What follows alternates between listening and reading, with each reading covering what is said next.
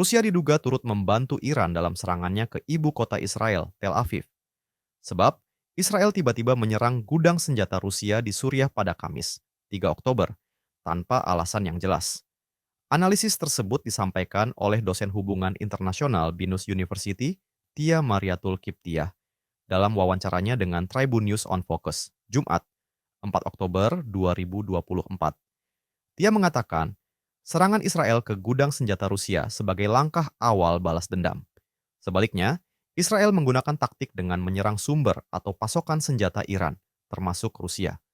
Menurut dia, Israel sedang mencoba memperlihatkan kepada dunia terkait peran Rusia yang diduga kuat membekingi serangan besar-besaran Iran ke Tel Aviv pada 1 Oktober lalu. Adapun peran itu yakni menjadi pemasok senjata-senjata Moskow ke Teheran. Dikutip dari tribunnews.com, Sabtu, 5 Oktober 2024, Israel melancarkan serangan ke pangkalan militer Rusia yang berada di Hmeimim, Suriah. Selain menyerang pangkalan militer Moskow, militer Zionis juga menggempur bandara internasional Latakia.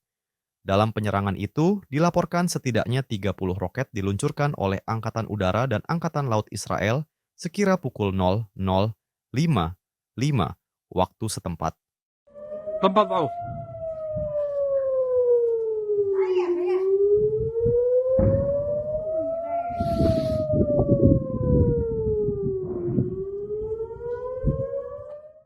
Download Tribun X sekarang, menghadirkan lokal menjadi Indonesia.